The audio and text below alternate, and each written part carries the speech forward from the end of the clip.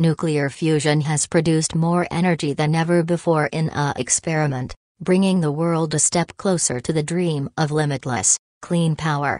The new world record has been set at the UK-based Jet Laboratory. Nuclear fusion is the process that powers stars. Scientists believe it could produce vast amounts of energy without heating up our atmosphere. European scientists working at the site said we have achieved things we've never done before. The result came from the lab's final experiment after more than 40 years of fusion research. Andrew Bowie, UK Minister for Nuclear, called it a fitting swan song. Nuclear fusion is the process that powers the Sunday. It works by heating and forcing tiny particles together to make a heavier one which releases useful energy. If successfully scaled up to commercial levels, it could produce endless amounts of clean energy without carbon emissions, and crucially, unlike wind and solar energy, would not be at the mercy of weather conditions. But as Dr. Anika Khan, research fellow in nuclear fusion, University of Manchester, explained, this is not straightforward. In order for the atoms to fuse together on Earth, we need temperatures 10 times hotter than the Sun, around 100 million Celsius, and we need a high enough density of the atoms and for a long enough time, she explained. The experiments produced 69 megajoules of energy over 5 seconds. That is only enough energy for 4 to 5 hot baths. So not a lot. It is clear we are still a long way off from nuclear fusion power plants, but with every experiment it is bringing us one step closer. Professor Stuart Mengels, head of the Space, Plasma and Climate Research Community, Imperial College London, said, the new results from JET's final run are very exciting. This result really highlights the power of international collaboration. These results wouldn't have been possible without the work of hundreds of scientists and engineers from across Europe.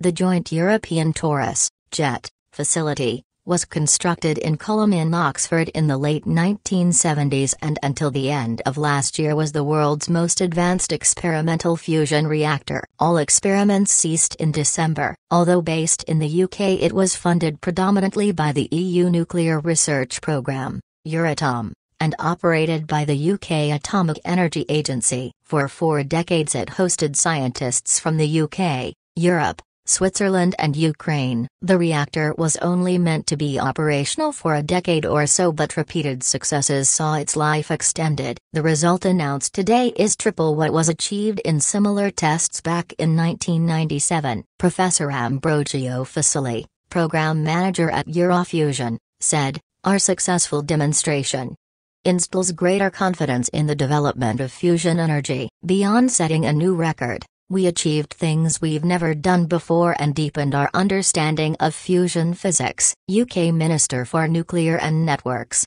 Andrew Bowie, said, JET's final fusion experiment is a fitting swan song after all the groundbreaking work that has gone into the project since 1983. We are closer to fusion energy than ever before thanks to the international team of scientists and engineers in Oxfordshire. But the future role of the UK in European fusion research has been unclear. Since Brexit, the UK has been locked out of the Euratom programme, and last year the government made the decision not to rejoin. Instead, the government said it would commit £650 million to national research programs instead. The Euratom successor to JET is a facility called ITER that will be based in France. Originally planned to be open in 2016 and cost around €5 billion.